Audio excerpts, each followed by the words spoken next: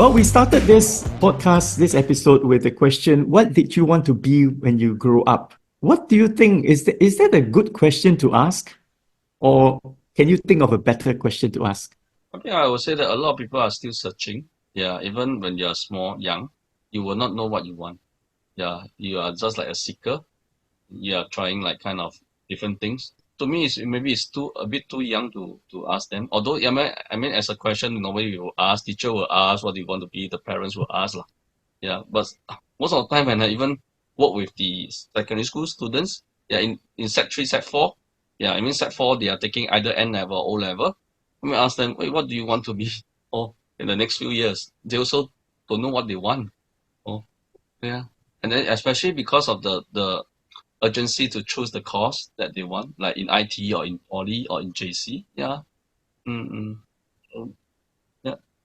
Instead Correct. of They'll using the probably ask question, you, right, what are my choices? Yeah. And you say, okay, you can either be an electrician, mechanic, or mm, plumber.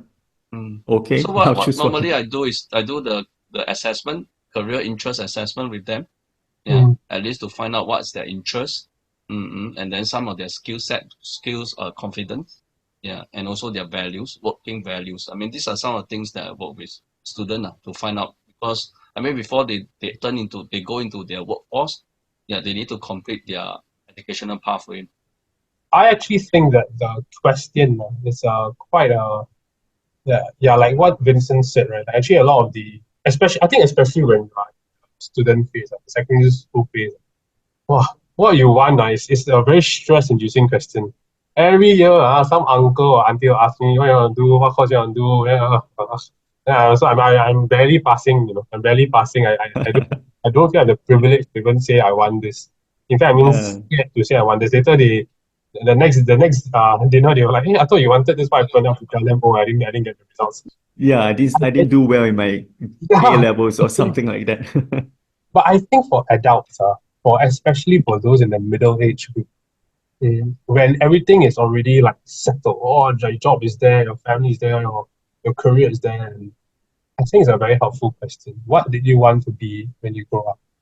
Where did you want to be when you were a child, right? Thinking about growing up. Because I just remember this quote, an unexamined life is not worth living. And I do feel that actually our society is very fast paced, yeah, in Singapore. When I go for a holiday, I really feel like, oh, it's like I'm having a massage as I'm walking around because it just feels a bit more slow paced. There's a lot more space, there's a lot more nature, empty spaces. The road empty, I also feel less stressed, right? In Singapore, everywhere, so it's just hyper stimulated the minute you leave your house. I think people don't have the time to reflect. But when we ask, and I've done this before, when I ask either friends or clients, what do they want to be when they were a child? It gives them the space to remember the curiosity and innocence of being a child. And that's something that we cannot forget, I feel. I think it's very important, even at this stage, right? Like to continue that it's like almost like a childlike, not childish, but childlike curiosity about the world. Um, and when we are like that, we actually are easier on ourselves also. We're a bit more easier, we're a bit more compassionate to ourselves. Yeah. So I think it's a helpful question to encourage people to reflect, to take a pause, and to even go like, yeah, I felt a bit more free at that point in time. What happened? Right? Do I feel that I would do my what is it? My some people call inner child, but do myself as a child proud, right? If I told myself as a child, right, that I am who I am today, will that person be proud, right? Yeah, or have I departed so far away from freedom, from dreaming, from existing? To me, this Because question, what do you want to be when you grow up, comes from the time where men were the ones who entered the workforce. Women, well, not as much as Mm. today. And so this question was mostly directed to the boys. What do you want to be when you grow up? During the time where career was the main thing. Mm. Why? Because gender stereotypes. Boys become men, men becomes husband, husbands get, have families, and therefore he becomes a father. And as a father, he needs to now need a career, a job to support the family. And that's why the question is very relevant. But as you can see today, things are changing, right? So maybe the question needs to be different. And today's younger generation, they are also a little bit lost in terms of having a purpose in life, having a meaning in life. So maybe a question that would help them zero in on finding the meaning rather than what do you want to be, right? Because I think we all know you may take a particular course in the university, but when you come out to work, I think about half of them end up in a totally unrelated job. The question I have in mind, instead of what do you want to be when you grow up, is what problem do you want to solve when you grow up? Now, let me tell you why I think this is a better question. What do you want to be when you grow up is focused on the career, the job. And supposing you wanted to be a dentist and you became a dentist, right? And you were a dentist for 30, 40 years. Most people hit something around 45, 50 years old, something called midlife crisis. And at that point of time, they begin to question everything. Is this all life has to offer? What is the difference I'm making?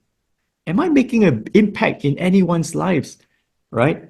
There is this non-profit organization in America. I believe it's non-profit. It's called Halftime. Maybe you've heard of it. Yeah. And they basically serve, well, they're not targeting the rich people and successful people, but it so happens that their clientele consists of rich and successful people.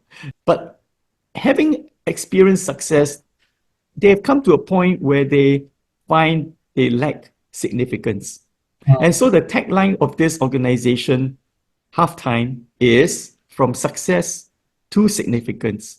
So people who come to them have tasted success, they are successful, but now they are searching for significance, right? And so some of the options or some of the so-called suggestions is, well, do volunteer work, go for a mission trip, do some volunteer for some humanitarian organizations, or do something like that, Yeah, so I think if we don't learn from history, we will more likely repeat history. So if we keep asking the same questions, I think we are setting up the new generation for this big, hitting the wall experience. So maybe the different question is, what problem do you want to solve, right? And that gives the person a sense of mission, which is also meaning, which is also purpose, right? If I want to eradicate poverty, for example, well, what role do you play in that mission? That, to eradicate poverty in the world requires different types of people. It requires lawyers, it requires humanitarians, it requires, logistics people, it requires marketing people, all kinds of people. So what is your role in that? See? Yeah. So I'm just putting it out there that, yeah, maybe we need to change the question that we ask our kids or even ourselves. What mission do you want to solve when you grow up? Yeah. As you were sharing, there's one question that pop up. Yeah. And sometimes I will ask my clients, who do you want to be? Yeah. In the next 5 years, 10 years. Yeah. And of course, I mean, you all heard of this. Yeah. Be to have or have to be, the kind of thing, model. Yeah. And a lot of times that who we want to be, I think that is important. Yeah. I mean, who am I? I mean, of course, we'll talk about our own identity. Yeah. Who am I? I mean, a lot of times we don't know who we are. Yeah. And okay. In fact, recently I worked with quite a number of men. Okay. They are in their midlife. Yeah. And they be married, have kids. And one worried things that I mean, when I work with them is they are at the point of time that they asking themselves, oh, what am I getting into? I mean, yeah, be busy supporting my family, work for the sake of working. I did not take care of myself. Yeah. And some of them even say that they just want to leave their family, yeah, and just go overseas and work. Even although the money may not be earning a lot, but they just want to enjoy their life, enjoy the moment. And it's a bit scary. I mean, not just men, and there are women, my female clients that I work with, they say they no longer want to be married. Yeah, they want to stay single.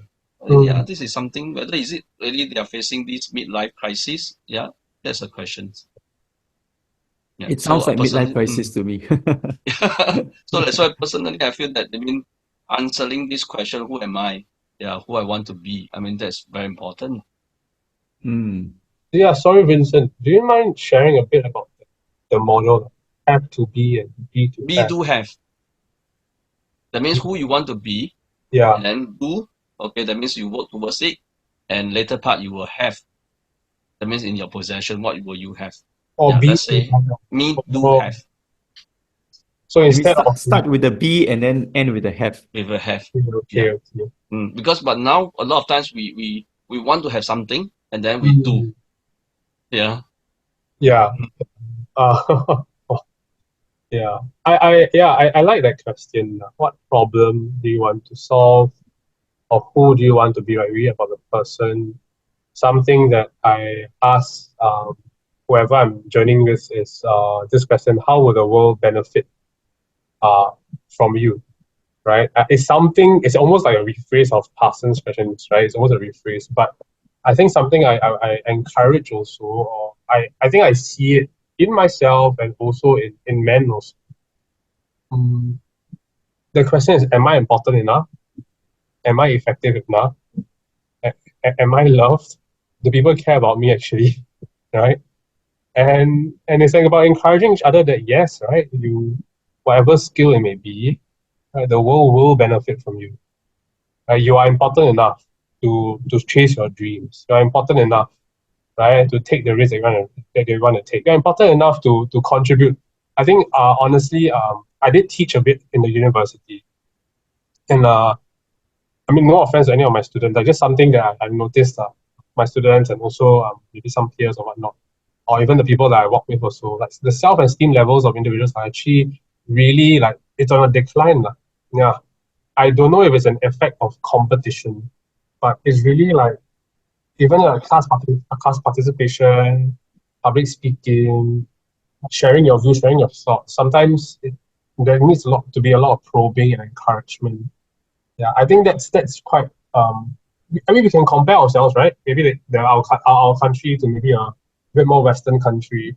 I mean, when I spoke to some of the exchanges from Denmark, I have a good friend from Denmark. Yeah, I mean, who's there now? US, more vocal. It's just, yeah. If I made a mistake, I made a mistake. It's fine, right? It comes back to that question. Maybe they do feel like, yeah, if people want it, the world will benefit from me. If they don't want it, then yeah, sure. I'll find someone else that will benefit from me. Because somewhere, somehow, what I do will benefit the world. Yeah, yeah. So that's what I think upon reflecting the question. I think it really reveals how we view ourselves and a lack of self love. I don't know. Maybe. Yeah. Yeah, Yeah. I think your observation is quite accurate. Mm, I do see that as Singaporeans, we do lack the self-confidence. mm, Um, I would attribute it partly to the education system and partly to parenting. Right. Yeah, we dare not to speak up because we are told not to speak up. And in class, if you give the wrong answer, you would probably made to feel shameful. And so the safer thing to do is just to sit down and shut up. mm. Yeah. Yeah. It's sad. It is quite sad.